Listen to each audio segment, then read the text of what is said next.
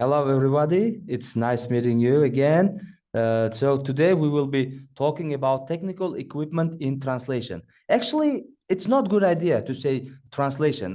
We will because we will be mostly focusing on interpretation and which equipment is used in commencing the interpretation and which one is better than the other. We will be comparing the equipment here, right? And what kind of equipment and devices exist and which equipment is better to use and other stuff. So in situations in which an audience consists of speakers of multiple foreign languages, using translation equipment is the most effective way to for interpreters to communicate the presenter's messages to the audience in their own language.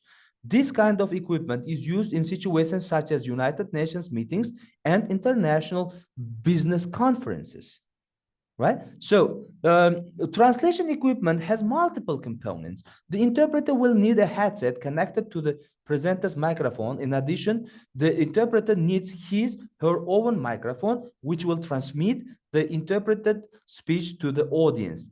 Members who have individual receivers and headsets.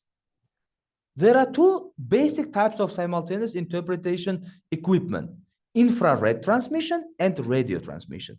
The benefits of infrared transmission are its immunity to radio interference and its shorter range, good for high security situations, okay?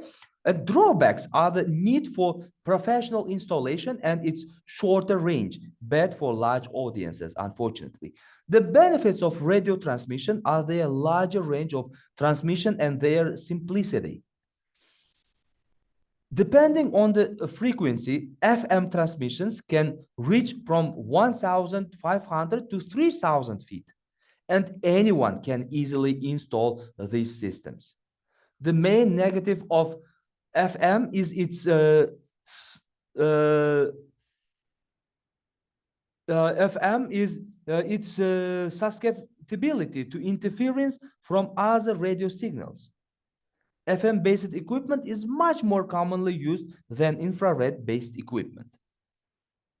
Determining which type of equipment to use, along with which companies to buy or rent from, primarily depends on how it is planned to use. The size of the audience, the number of desired languages, the size and setup of the venue, and the type of presentation to be given. Again, radio transmission is more appropriate for larger venues and more listeners, while infrared specializes in avoiding interference and is more appropriate in small venues. Within these two categories, there are many available options from a variety of providers. So factors like cost, range, audience size, and sound quality all should factor into the decision which is going to be made. The interpreter must be equipped with a variety of equipment, including a transmitter, a headset, and a microphone. Usually, the interpreter will also require a control console and XLR cables to manage their connections. These materials should all be located in the place in which the interpreter will work during the event. A separate set of these materials will be needed for each additional language. The audience members who require the interpretation will each need their own receiver and headset. Their receivers should be synchronized with the channel of the interpreter working in their language. The ideal working location for the simultaneous interpreter is a soundproof booth within view of the presenter and any related visuals. If a booth is not available, a table or other private space can be okay as well. And the space should be designed to sit comfortably from 2 up to 3 interpreters at a time. A work surface is required along with lamps and other sources of light if the venue will be dark. An interpreter has an extremely demanding job to do.